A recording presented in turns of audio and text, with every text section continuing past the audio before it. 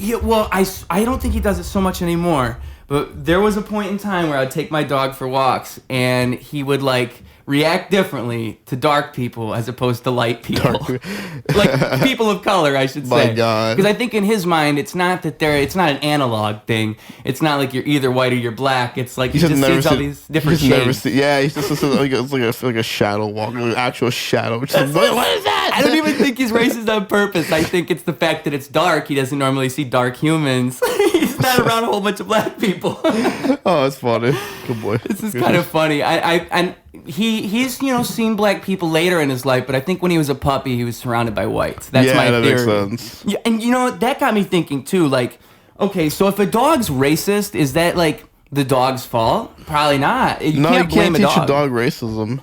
Well, they learn it though. Yeah. They can learn it. This is something that should be studied by scientists. I say it now. We're too busy looking at like bananas and shit. And that's just not important. What's important is like, can a dog be racist or not? That's what I'm saying. Probably. Hello and welcome to Ruse Radio, folks. We're happy to have you. I got a special guest right here. Can he please introduce himself? What's up, James Najjar? I'm a stand-up comic. Yeah, man. And I met you at an open mic just the other day, and I just, I don't think I ever asked you, so I think this would be a good place to get into it. What was your intro to comedy? What was it that sprung you into this world? Dude, so I used to play college baseball for a little while, and ended up getting injured. I punched a guy in the face. No shit. Dude, it was back in New York. It's like right before... It's like in 2017. I was going to college, and like 2018 hit. I come back to New York. I'm playing good baseball. I'm a catcher for a school upstate New York. Like it sounds like vacation. Okay. Back in New York, I'm coming back from Fire Island, and I punched this guy for groping a woman on the train.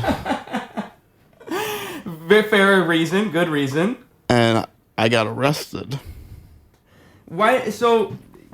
Get into this story a little bit. You punched the guy. I feel like there's a little bit more to that. Like, he groped the woman. I socked him in the face, and you're just sitting on the train, and all she of a ran sudden, off. No, they didn't know each other. He came up to her. No, he was a total stranger. Ah. And I punched him. I get arrested. I go to rehab for a while. How old were you when this happened? I was 18. Nice. 17.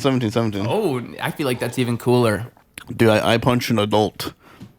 That's nerve-wracking. But no, yeah. I was kind of a pussy when I was 17, so I'm actually kind of jealous of your bravery. When I hear that story, I'm like, I'm a New Yorker. I just take care of it. Yeah, I bet it's a New York thing. Because, I'm from a smaller area, and even here, I've never been to New York. But the what I hear is basically, here is like the nice version of New York. Everyone's a little bit less in their business, a little bit less like straight in one direction. People are a little bit more loose here. Oh yeah, you go to New York. Here. New York, they're very to themselves. Yeah, aggressive. And there's so many people that I think like you develop this, like what you just said, this nonchalantness about everything.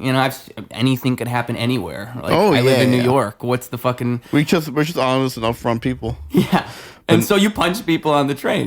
He groped the woman. I actually got arrested that night. Of course. And this is related to your football career. Well, I got injured, so I feel right here, dude. Shit. And so for those that, I don't know if you can see it on the camera, he's got a real scar. Yeah, I got pins in here, so I just couldn't play anymore. Wow. So I went to rehab for a while because my mom passed away. My dad didn't want me because he has my stepmom. Okay. So I went to rehab for a while. I just was trying. It was a really tough time for me, so I couldn't play baseball anyways. Then after rehab, I went to Connecticut and I went to upstate New York to work at a camp, and I went to Chicago. Now, I wasn't really doing much. It's just, didn't have any purpose. My sister texted me. She goes, "Hey, my friend," I'll say his name, shout out Anthony Bonazzo. She told me, "Hey, my friend Anthony, he's headlining Zany's tonight, Zany's Comedy Club. Do you want to come?" When was this? Oh, it's right. I'll get up to that part. Okay. Because you'll hear this. So, where was I? I'm like, yeah, sure, I'll go see the show. Immediately when I see these guys making people laugh, I just fell in love. Wow, you'd never really had any. You must have seen stand-up comedy before. Yeah, I've seen comedy. I've been to comedy shows, but I haven't really, got into it. You never connected with it Never like connected with it at the time. That's interesting. I So always you had kinda like knew I would one be. key point in your life where you must have just been primed for that moment. Yeah, well, I kind of figured I'd relate to it. Like, I, for some reason, in the back of my mind, I was like, I'll probably do stand-up comedy. I never got into it. I should have. Wow. But then, then the pandemic hit. Boom. I was doing open mics on Zoom. I'm like, is this really what comedy is? I just, was like, after a while, I kept doing it, but I took a little break.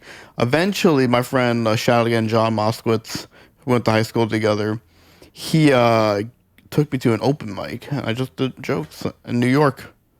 Wow. So I we're sucked. talking about the Zanies in New York. Zanies in Chicago. So I used to live here for the pandemic. Oh, sorry, I moved back to New York after the pandemic. I got you. I didn't really give Chicago enough of a chance, but I'm glad I did so far. Nice.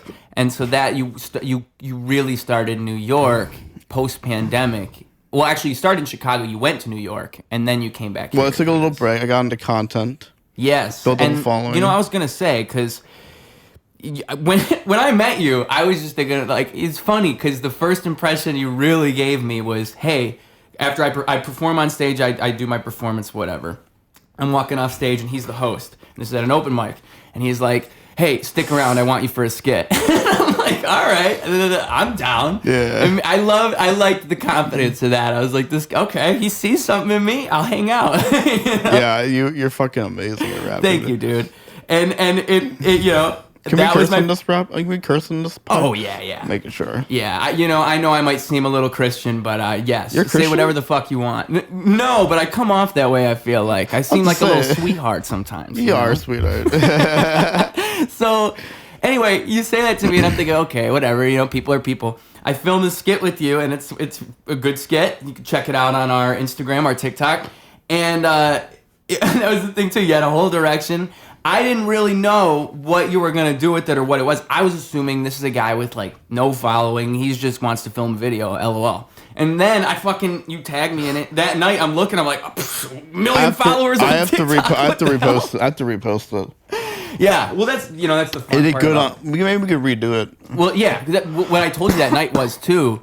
That's like a series right there. You can do anything with that. Because like what you did, that was nice. And this is the thing. I didn't know that you were like a content creator per se, because you're more than that. But I didn't know that's something you did, right? Yeah. And so I was just thinking this guy's just fucking around with me. And then I look at the video. I'm like, oh, he knew what he was doing. Like this right was. Off the bat, I'm really good at thinking on content, dude. And it's so funny because I knew nothing. I knew nothing about what was going on. You just told me, okay, so this is who you are. You're a guy who raps. Everything he says is rapping. It's okay, I'll do that. And then you just said, oh, hey man, let's go to the club tonight. You didn't tell me what you were gonna say in the skit. You just led with that. I just told you, follow with whatever you think is right, and you fucking killed it. Well, you fucking killed it in the direction is what I'm saying, because that it wouldn't have been that good if you didn't just approach me so simply. You said stick around for a skit, and you gave me like three things to do. Well, that was cool, and that's what I'm saying is it's so funny because I was looking that night and I'm like,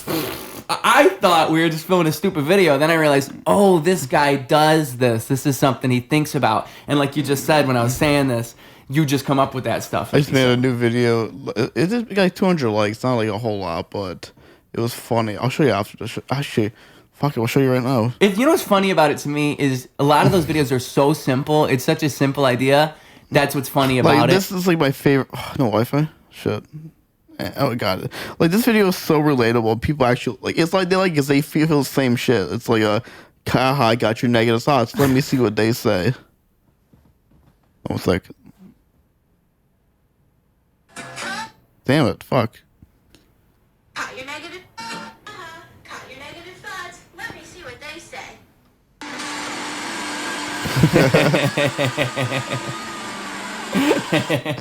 It's so relatable, dude.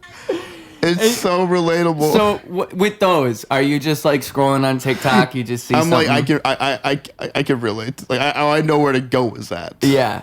And you look at it like a similar, because like you started. We got onto this with the pandemic thing, and that's kind of what I was gonna say anyway. Is like when you said that the pandemic came around, it immediately made me think of those videos because I realized that must have been it. Well, it must have been like he kind of had to do something else with his comedy, and he found a spot to put it in. Well, also, I've been doing content since Vine, dude. Yeah, it is fun. I was Vine. Oh, you were doing Vine. I think that doing content is fun, but you've been doing it since Vine. That's a long-ass time. So that's like, what, 14 years, dude? Yeah, and Vine was a whole different animal. Like TikTok kind of does what Vine did, but Vine was an interesting time for social media in general. Because I remember those were the golden age. Yeah, that was like the golden age, dude. There's people who will reference Vines now, and you're like, oh, you're one of us, so you understand. Like the Gen Z doesn't get Vine. They don't get it. Like the Gen X don't get. Like they're like, oh, that's not Sigma Skivity Toilet. It's like, bro, get that shit out of here. Yeah. It's kind of a funny thing, just because maybe that's like the last time humor wasn't trying to be so ironic. Because like the kids nowadays are trying to be so ironic. I think that's what all that stuff is. That's why they're not making it. They're not being themselves. Yeah. And maybe humor's changing. Maybe we sound like the old guys, like when we were 10 and there were people that were 30 talking. And they were like, what the fuck are they talking about? Maybe that's literally what's happening. That's us. That's everything's been going on since like the dawn of time. Yeah, and that's what scares me. Is like that just means in 20 years it's going to be even more Skibbity Toilet, like Skibbity Toilet times 2 somehow. Everyone knows Skibbity Toilet, so you could go to fucking Namibia. People are like Skibbity Toilet. Well, I think what I don't like about crazy. it, I look at it like I can connect it to music. For me, with music, I don't like when people are making music that doesn't make me think. As a musician, that's my job. Is because they're clout chasing. Yeah, you're literally, clout chasing. Bro. Like, I know TikTokers like who just are big on TikTok, and they'll fucking do a comedy show, not an open mic, a comedy show, and you need to value as like if you're a comedian, if you're like a TikTok star who wants to be a comedian, you need to go to open mics. You need to value the art form. Yeah. Because imagine like you just do crowd work your entire show, you won't get booked anywhere.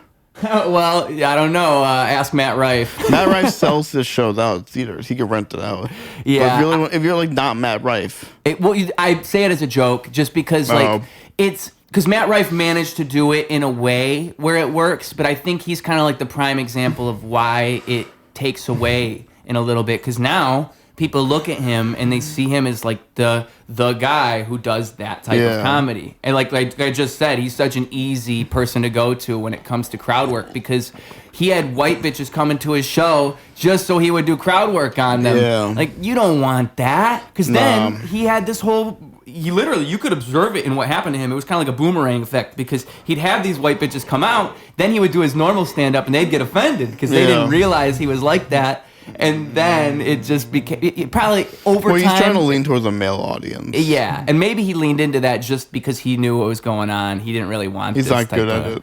Yeah, I see. As someone who's not a comic, I feel like it's harder for me to criticize it. But I feel like it's like a tightrope walk, and he just kind of went on that edgy side, just edgy to be edgy. So when it comes to like that humor, I just feel like it's better when it's that thing, when it's, oh, I had this idea churning in my head, and then I just saw this guy, it lit up in my head, I'm like, hey, let's film this, we film it, it's great. It's just a great way to do it because there's always a thought behind it. Well, thank you, man. Oh, and that's how I am with music. That's why I connect it to that, because I write music that way. I can't write a song that doesn't have some type of a line. Like, everything has to be there for a reason. Yeah. And so I struggle to write meaningless things. And when I see people not writing things with like a pure intent, to me it's so dishonorable, but I would even say see-through. Like, people look at that and they know it's not real. They know it's not from your soul because they just know. You feel that. And I think that's crazy. It's like when it's the same thing as like comedians trying to find their voice. Yeah. There's like some comedians like lean towards like a certain cadence, like, you know, they try to lean towards other comics. It's like, lean towards yourself. Dude. You're the most you become more unique that way. Yeah. But that's a hard thing to do, because I think it starts with accepting yourself as a person. Like, you have to accept what you are. And I think what's really happening is you're seeing somebody who's like, they're in the middle of something and maybe they don't even know. And that's kind of why they're not there. Like, you know, when people are chill, they're chill. When people feel good, they feel good. And I think all that stuff with like trying to please people doesn't really happen so much if you have confidence. Yeah, no, because you're not worried about it. Like, why Nah, the you fuck just do I don't give care? a fuck. I've learned over time, it doesn't matter. Like, it really doesn't matter, because the fact that people don't like it is usually some type of validation in a way. And with comedy, it's a little different, because you're on a stage and you kind of need the approval. Like, you asked me a question just the other day. You said, you know, when I write music, do I ask other rappers about their lines? Like, do I ask other rappers, like, how do I fix this line? Like, do you think these lyrics are good? Because that's what you do with comedy a lot. You'll be hanging out with comedians. You'll be like, hey, this joke didn't really land, or I'm working on this joke. How do can I punch it up at all, you know? And that type of thing, like, you don't need that with music, because I can just go all the way in on myself and just all the way in on what makes a song good is the fact that it's a pure exercise for me, and it's a pure art form. And I'm not allowing these other things to come in and tell me what it is. I think the best stand-up is that. But the problem is you see the best stand-up and you don't see all that build-up where they weren't able to do that yet. Even with music, you kind of have that. There's some musicians, you go back, you look at their old music, and you realize, oh, they weren't always this on point. No, it changed. Yeah, and it's just a hard thing to see in yourself, because, like, you know, you have to have some type of confidence. You also have to know you can improve. I think there's like a fine line. I mean, are there any comics in, I guess, I should say the Chicago scene, because you'd know about that. Are there any people in the Chicago scene that you feel like really navigate that well? They're just funny, they're just comfortable on stage? It's a lot of them, dude. Yeah? Got this comic on Matt Bow. The guy in the red shirt. Oh, what you say? The guy in the red shirt from the show last. Oh, I'm looking at my shirt like... No, I'm just really high. You're good. You're good, bro. Matt Bow's hilarious. And what is it... What do you think, like... What do you think with the TikTok stuff and when you went into that? What do you think that kind of was like when you transitioned back into comedy? Like, when you got back from all of that and you were going back into the comedy scene, how did that go? Do you think that kind of influenced you at all? Or? Nah, people hated it. Yeah? At first, they hated it. Yeah, move your dog, man. Why'd they hate it? You know, here's the thing. Like, I'm a big TikToker. I'm not the best. You know, I just started comedy. People kind of look at that the wrong way. But recently, what I heard is that people, you know, they're like, you know, at least James values the art form of comedy over anything else, because you should value comedy. Oh my god, I'm so sorry. You're good, bro. You're good. Oh my god. By the way, guys, James woke up extra early today. Oh my god, I did, dude. You can't blame this guy for yawning. He's going through it This right now. dog's sitting up the couch. He'll get down if you really want him. Yeah. So. Where were we? People look down on... They're more or less like, oh my god, he's a big TikToker. He just wants it for fame. But I actually value this art form, because imagine me with a big following and being good at comedy who doesn't always do crowd work. Right. See, I feel like it's one of those things where you have to know, like I've been saying, like with the confidence thing, it's like if you know that that's what you can do and you can bring that to the scene, then you just have to just keep doing that, because people are always going to criticize. Oh, there's always a whatever the critic. fuck. Yeah, and with the TikTok thing, like, who fucking cares? Like, it's a separate thing. It's kind of like, I don't like to lead with even I'm a rapper, because people get an idea when you say rapper. And I don't even think what I do is, I don't like to think of it as rap. I just think of it as music. And so I just try to say, like, I'm a musician.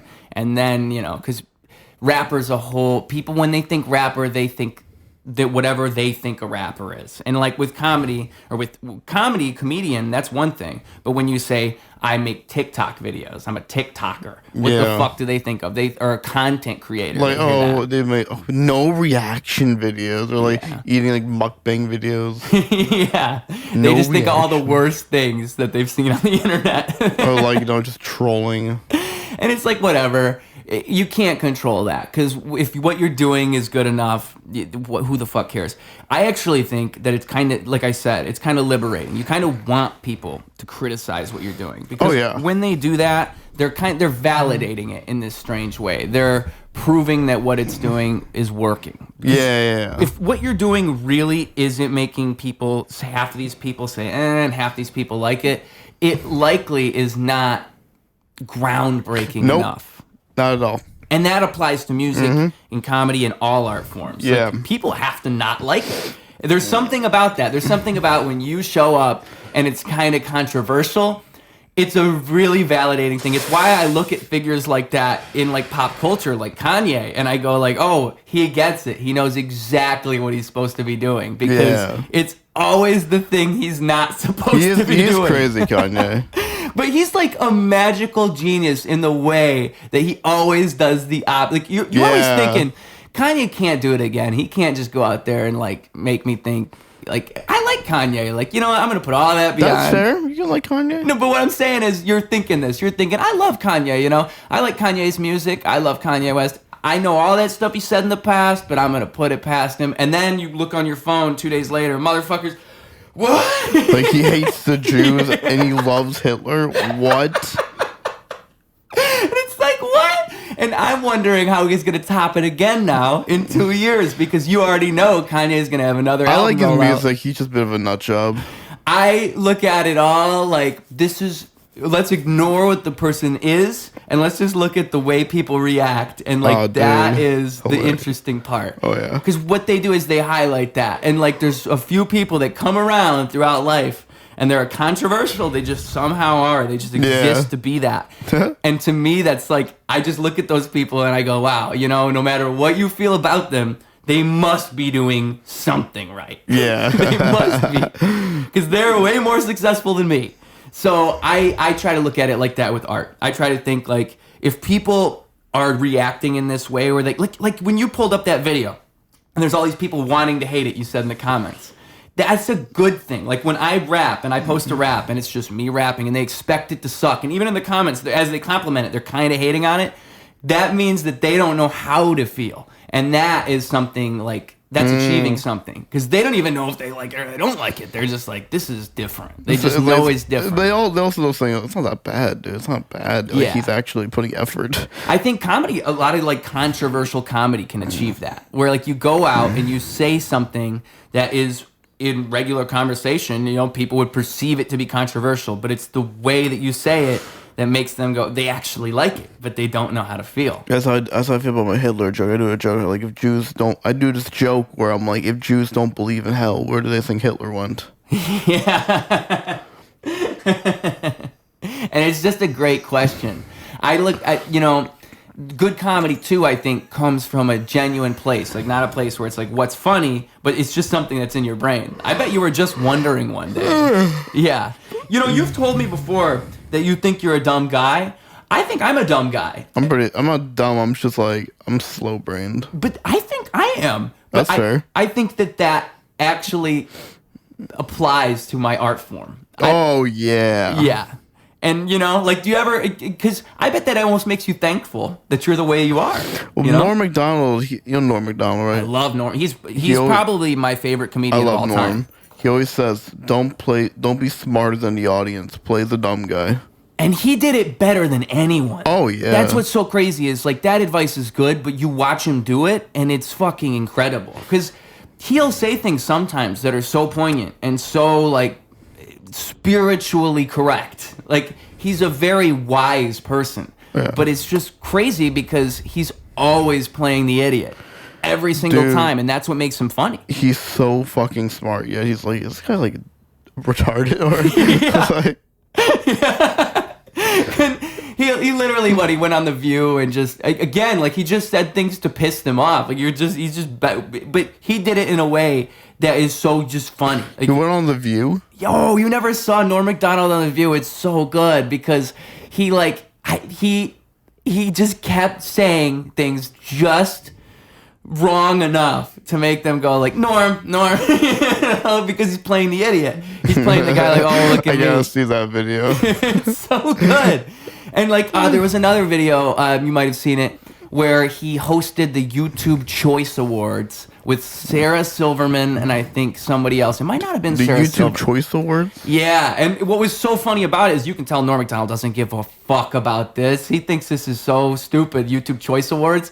But he's just saying, like, you know, the wildest shit. Mr. Beast, I don't fucking get him, you know? Like, I don't get Mr. Beast. Like what's prime energy? That would be it now. I think it'd be even more ridiculous now because back in 2010, YouTube was still kind of cool. YouTube was still like fun.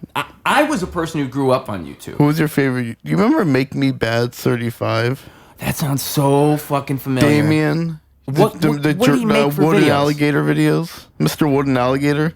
Oh my god! Like I know I would recognize it if I saw it because it sounds. I used to love that guy. Wow. Wow, that sounds so familiar. I'm gonna show you right now. Yeah, Make Me Bad 35. Dude, I used to love this fucking guy. Oh my god, that sounds fucking. Now I go back, I'm like, I can't watch this shit. I Isn't it can't. funny how all that shit aged so badly? It did, but I used to love it, man. I used to love those videos. Smosh was a big one for me. I remember Smosh being like, you know, those guys were on like a groundbreaking Here, level. let me Oh, here, I'm just gonna fix it. I'm I gonna remember sit up what a I little had bit to so I do. don't start yawning. I think if I, because you want it to be out a little. Remember the gay ghost? Gay ghost. This guy. Oh yeah! The gay ghost was hilarious. Yes, dude. Or piss in my hand, or toss in your face. See, like what? There was a video. I think it was Julian York. I think that was his name. I might be wrong. And he made this video. He made a song called Jellyfish. There was a video I'm thinking of called Hot Kool-Aid. Remember Nika Higa? Yes, I do. I do. Fucking crazy name. If you sleep. You should make kids say the N-word. Yeah, But and a Chinese accent. You know, that's what I kind of miss is that there was like an actual edge to a lot of that humor in a way. Nika Higa, man. I still love that. There was I mean that's when Shane Dawson was in his prime, if you ask me. That was the peak of Shane Dawson. There was Mystery Guitar Man. Mystery Guitar Man. I remember that guy. I used to love epic rap battles. Oh my god. I still listen to epic rap battles of history. Dude, they are geniuses. Yes, they are. And there was like, you know what it is it's like, I can tell you exactly how they write those things. They literally just go to Wikipedia, they look up the stuff about the person, they put up, probably make a bunch of bullet points, write it down somewhere, and then they go over to another piece of paper and they just incorporate that in a rap. And it's just such an easy premise. That's why that show is so funny. They're smart people. Adolf dude. Hitler versus Darth Vader is probably my It favorite was one of all crazy. time. Hitler won the second one, dude. He definitely won, but he can't because he's Hitler. Literally, you're rapping in a Hitler. I am Adolf Hitler. Like, yeah. The craziest line is what he's saying in that rap battle. It's like you're 6'6", you're 6'6" and black who can't get a date or some shit. What was the second one? He did. I forget what it was, but it was so fucking hard. I'm like, damn. Bro, Hitler annihilated fucking Vader, dude. It's like, he can't win, bro. He can't win. They even had rematches. There was an episode The 2. third one I didn't like. The second one was fucking fire, dude. Yeah. Bro, I keep fucking that shit, dude. It's so good. And kids these days just don't have that. They don't have Dude, Hitler that versus was- Darth Vader. Even adults like epic rap battles. It's like I showed my mom Marilyn Monroe versus Cleopatra. She was like, the writing is incredible. Because it's conceptually brilliant.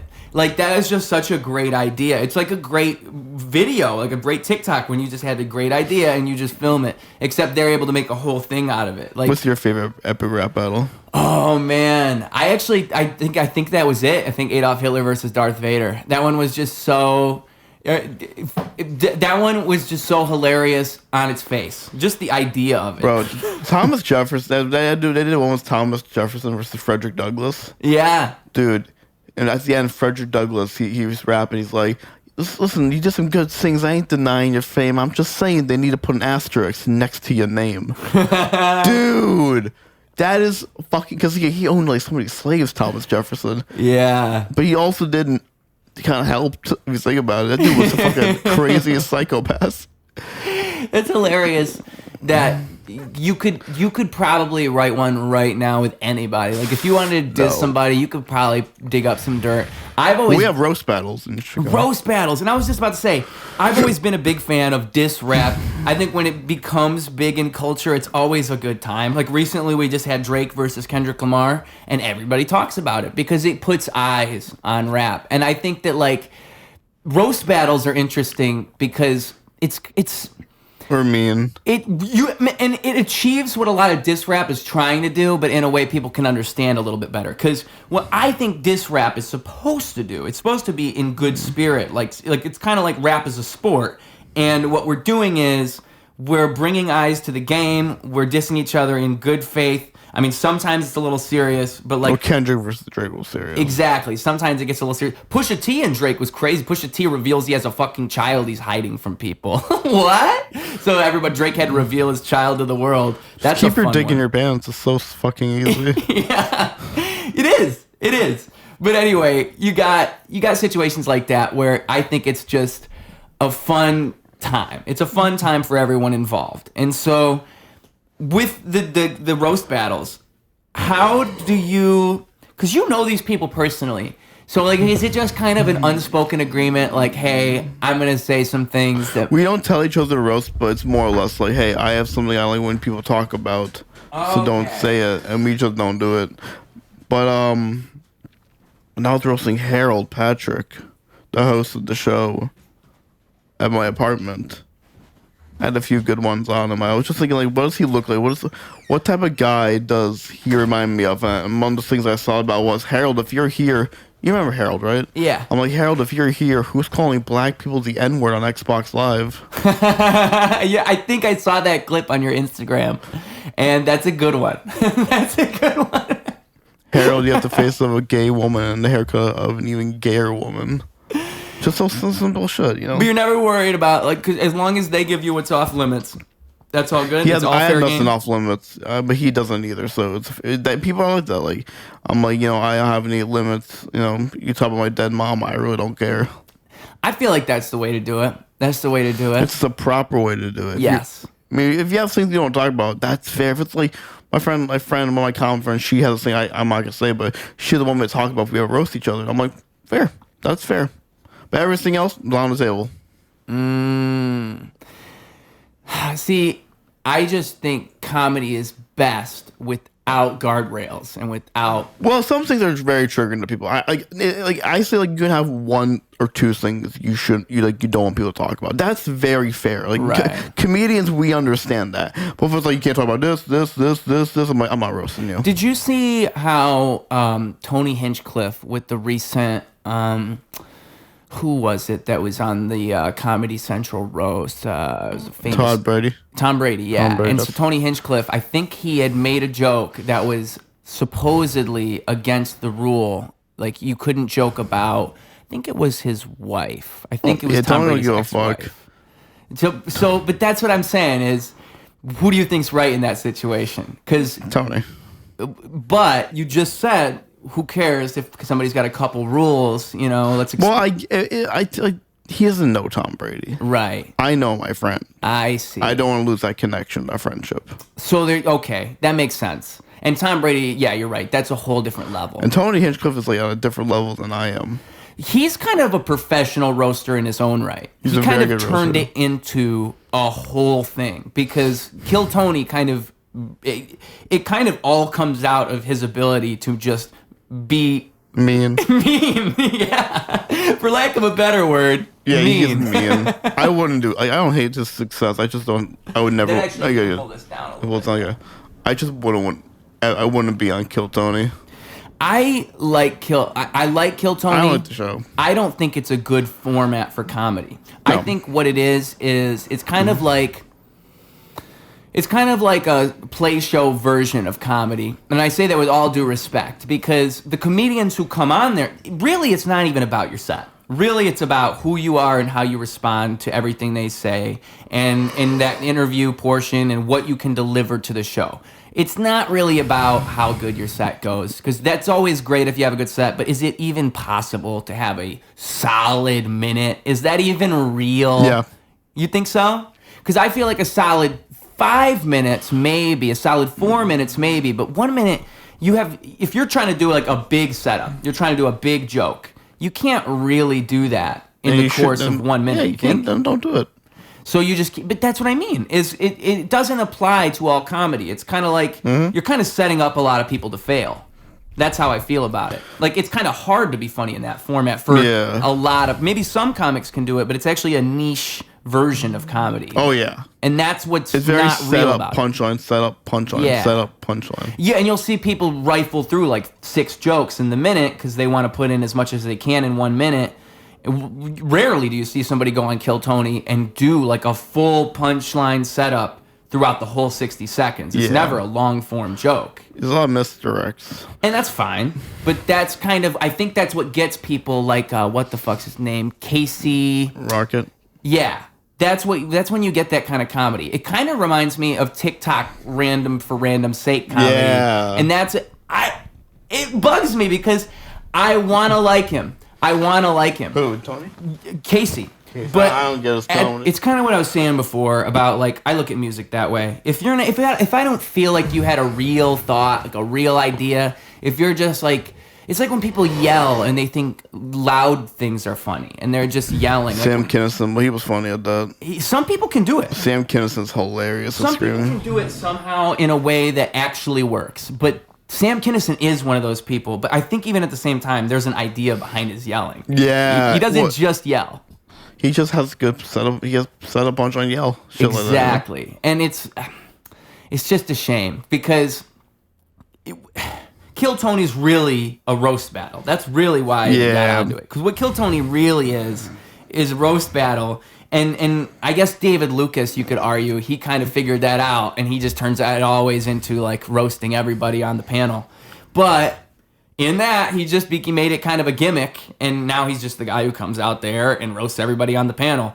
So I don't know. I agree with you. Except the difference is I don't outwardly dislike it. I want to like it. I don't hate the success. It's not my favorite. Yeah. So do you think there's a better version of that could exist? Like, is there a version of Kill Tony you would like? Like, if you could change that format and make it different and make it work? Damn, that's a good question. I don't know. I think, like, there's other... I'll say this. I'm not too sure how to answer that. I mean, someone might come up with something else, but there's other ways to get it. Like, Kill Tony's there, so people, new comics, like, oh, this is my big break. Mm-hmm. But there's other ways around that shit, dude. There's other... if you have, like, 30 minutes plus of material... Post some shit, dude. Quality over quantity. Post that shit, do some crowd work. Like, people will literally, they'll wait till they do Kill Tony for their first set. A lot of people go up there and say, I've never done comedy. And then he tears into them, as he should. Yeah. If you're doing Kill Tony for the first time, it's your first open mic, fuck you. Them's fighting words. Fuck them. I hope they never make it in comedy. Because you think they're just looking at it completely wrong. Yeah, 100%. I see. Their jokes suck. They're not ready yet. Yeah, because it's like anything. Like you, no matter how good you are, you do need that time and that practice and that mastery. Reps. Yeah, and if you don't do that, like you're not just gonna walk in and lift 200 pounds day one. You have to build up to that 200 pounds. It's the same thing. I think like again like. I can see in myself sometimes, it'll be like, I think I know where I'm at, but I know for a fact, like if I just continue doing this for a long time, I will improve. And I look back at how I am now in 5 years and be like, holy shit. When did you start rapping? 10 years ago. When you were 16. Yeah. And dude, I've always had it. I've always had it. That's all I can say. Like, I'll look back at stuff I've written 8 years ago, and I still love it. I just think that there's always a refinement. There is a refinement, no matter how good you think you are. Because I would recommend my shit from 8 years ago to people. There's still shit that I wrote back then. There's one quote that I wrote in high school, 2016, and it was one of my first songs I ever wrote, and it was called Superheroes. And the song's about how we're all superheroes. And then there's this part of the song in the second verse where I say, a match to a spark to inspire, I want to see you start a fire. And I apply that to my entire philosophy for music. I put it into a word. My philosophy for life. It's like my whole idea is if I apply myself to what I'm doing, I want you to see that and do something even better than what I did. I hope I inspire you. And people have this mindset where it's like, I want to be the best. I want to be better than everybody. And the real thing that feels good is when you make something and someone is genuinely interested.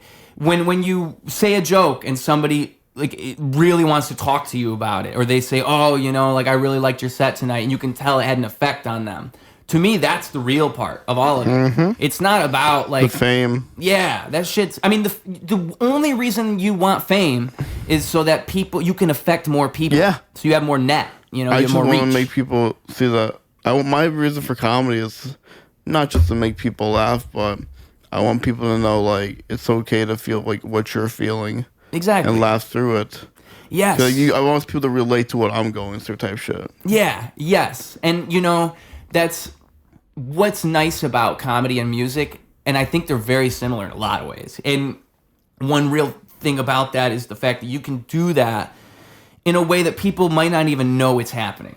People don't even realize that it's cathartic for them to experience that. Like a world without comedy is a sad world. A world without music is a sad world. You need those things to feel, like to just know that you feel. And you know, I think it's also like it takes courage, I think, to be the person that does that, to be the person that goes on the stage and says those jokes and shows you themselves. A lot of people don't have that in them, and so they respect that. I know a lot. one person who doesn't. I can see that person in myself sometimes. No, you know what I'm talking about. I think I do. I think I do. And you know what? That person could. So I just think some people, they have to figure it out themselves. They have to learn themselves one day. The person you're talking about, they are not on that path yet. And that's what's sad about it, is you can tell, you can give them all the right advice, but they're not going to go that way. And some people are just like that. I mean, That's crazy that people are just like that. yeah, it's almost a personality type. I look at it like it's traumatic. They've had some type of traumatic experience, and whether or not it was a real, like, because it's the what is real? What is real? If they experienced it, isn't it real? And so you can't say they didn't go through something that bad. They don't really have it that bad, because the problem is you have no idea the fucking construct they've built in their mind around this shit. And you'll never get to them by saying, oh, well, you didn't really go through anything. So it's just like it's an impossible situation, because the only advice I could possibly say is what I just said. They just have to figure it out. Or one day they're going to have to figure it out, or else they'll never, ever get past that. And they'll get stuck on, it's like PTSD, you know, you get stuck in this one frame of mind and you never get out of it, and it limits you in a million different ways. Not my life, so It's sad because it's sad. It's also not my life. it's not your, and that's the other part of it. You can't get obsessed with these people. You can't try to help them too much, because they're on their own. They're living their own life. Literally, I'm just like, good luck. Yeah. You know, I look at it like that guardrail thing too. It's like they're putting guardrails on themselves. They don't even know, and that's limiting you. Like they don't know it yet. I've learned this through spiritually enlightening experiences. I think I have always been lucky enough to have a good frame of mind, but I'll tell you, you know, people will say like meditation. I think anything to find a way to get out of your own head. For me, that can be just talking with other people like I'm doing with you right now. That's how tired I am. But some people, they don't know how to get out their own head. It's just crazy, man. At the end of the day, it's not my life, their life, whatever. Yeah. You never experience like anything holding you back? Like, do you ever like think, oh, I don't know if I should go up tonight? Like, I don't know if. Or do you just kind of? What do you do to push through that? You just kind of don't even just. I did open mic at a all black audience room a few months ago. I was like, I hate comedy. I'm gonna quit. Went there, fucking crushed. I'm like, okay. And you know what? That's the thing, is I do that shit where I'll tell myself, this is not gonna go well. This ain't gonna be great. And every time I fucking crush it. Every time. It's always great. And it's just funny because I know how the fuck I am. I'll convince myself this shit won't go well. And then it goes better than I could have ever imagined. Yep. That's how I met you. You know? You were doubting that day? I always do. I was questioning whether or not I should even go to the open mic. Should I really go? I don't know if I should really even go up there. Well, I don't doubt myself like that. I just like, I don't want to do it today, but I'll do it. Yeah. And I think that it's just a rookie mistake I'm making. Like, I think A lot of people have that in them when they first start going on a stage or they first start doing things. My problem is like I'll have hiatuses. I'll fucking lock myself in my dungeon for months. I'm a crazy person. So it's like, get out more, dude. You're very good. Like, you're talented at what you do. thank you. And I think that I'm just a mad scientist, and that's why I do these things, you know? It's like, anybody who's really good at something is probably a little weird, and, I just happen to be that way. True. It's just I have to put myself out there more, because that's when I have genuine connections like this. And what I told you before about why do you want to be famous? You want to genuinely connect with people, and you want to genuinely make a difference. You're never going to do that by just sitting in your dungeon. You're never going to do that. But if you're just always writing jokes, never then putting them on a stage, waiting for your Kill Tony debut, you will never. I lack writing, but I'm gonna go after I take my naps today. So you how often do you write jokes? Dude, I write jokes. I write enough jokes. I tweak up old jokes. All my old jokes are tweaked up now, and I can start writing new shit. Yeah. But I try to write one new joke every month. Really? I'm slow at it, dude. That's pretty slow. I'm not gonna lie. One or at least 2 new jokes a month. I know, dude. Now I don't know if that's common or not though, because it's common, but I don't. Sometimes people have trouble coming up with shit, so they just have to take a step back and walk around. But I'm slow at writing, dude. I guess this is an excuse. I could just get better at writing if I keep writing. Yeah, I don't know. It goes both ways because it could be an excuse, or it could also just be that that's your process, and people have different processes. That's also true too. Yeah, because there's some people who, dude, with rap, there's some people who I've seen they can make an album in one night. They'll just make 10 songs in one night, and I'm like, what the fuck? I write one song and I'm a little exhausted. I gotta go take a break. I gotta go do something. Take a walk. Me too. Yeah, like there's no way that I'm just gonna barrel out fucking 5 songs in a row. No way, unless you got some special sauce for that session. It's a good writer. It's not to come up with shit. Yeah, but is it that, or is it just like I said that we're just completely different? Because probably different. That's what I'm saying. Like they probably know how to write a lot of shit. Like, but some people. What I mean is, what is a good writer? Because I could be good in my own right by just writing. The process. I mean, sometimes it's longer for people to come up with shit. Yeah, because some people, I would say that they're a more efficient writer. They're just efficient. Because I don't have that efficiency. Like, what the hell, dude? With writing, you know what I look at it like too though is it's a muscle, and I've been trying to write more, just write more. Not even write comedy, not even write music, not write something artistic, but literally just write. Yeah. That, people say keep a journal. And the reason that those things are important is if you just think all day and you just have these thoughts in your brain all day and they never They're go not coming out. Yeah. And learning to put that down, it's like a muscle that you train. And then all of a sudden, it's flowing out of me a little easier now. Like I'm able to put this stuff out. I think that that's one way to practice it because, and I just mean essays. Like I'll either write in like a little journal, let's say diary, but I'll just put stuff down every now and then whenever I feel like I really got to put it down. I don't do it every day. I just wait for something to come to me where I have to write it down. And there's something about writing it down that makes it more real. Like I had the last thing I think I wrote in there was I was realizing if I want to be more efficient, I need to change my relationship with marijuana and with substances because I'm too deep into this. And writing it down and putting that on paper, it made me...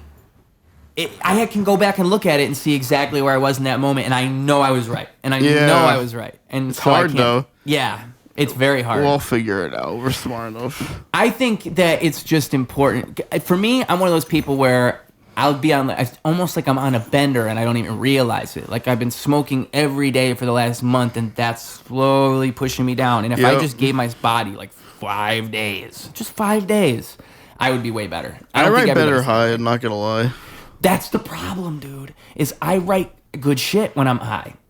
When I'm high, I write good shit when I'm sober, but when I'm high, it kind of, the gears turn in a different way. But you're just stuck doing it. Mm-hmm. It's almost like I can't even stop myself. Like, the ideas are flowing right now. I better put this somewhere. When you write things when you're high, is it like you smoke and then the ideas just... Yeah, 100%. Literally, dude, I'll smoke Literally. sometime, and I'll like pull up a beat, and I'm like, fuck, now I gotta. It's too late. I'm already there.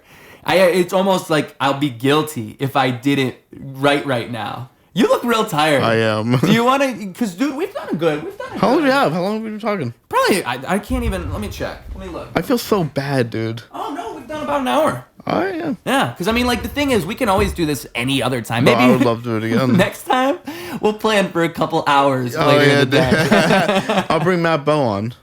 Yeah, well, here's the thing with the two people, is I would just need to figure out a way. I have a separate device, so maybe I could do it, but it's just about probably putting up a chair right there and then just setting up another mic, because... Yeah, let me talk to Matt. I Yeah. think you would love to have him on. Oh, yeah. Me and him as a duo, we're good. You and him as a duo, I'll take him on one-on-one. We can do it anyway, all right? We can have a threesome, I don't care. Fuck yeah, dude. Dogs and cats, but what the fuck are these guys wrestling about? This is the casting couch right here. Hell yeah. Anyway, yeah. But yeah, man. So I guess just to wrap it up, Yeah. just tell the people like where they can find your comedy, anything like that. Yeah. Find me on Instagram at James Najjar _ and on TikTok at Jams Naj. It's JAMZNAJJ. Sweet, man. And it's a pleasure having you on. Much love, dude. In the near future, we'll be seeing you again here at this very place in this same way here on Ruse Radio. Hell yeah. Clocking out. I got the world in my pocket, got a girl on my arm, got an eye in my socket, whirlwinds in my palms. I'm a free man, let me lead you along. I can show you something different, let me sing you a song. Ain't no algorithm touch me, ain't no palace this lovely. I find a way to find a way out.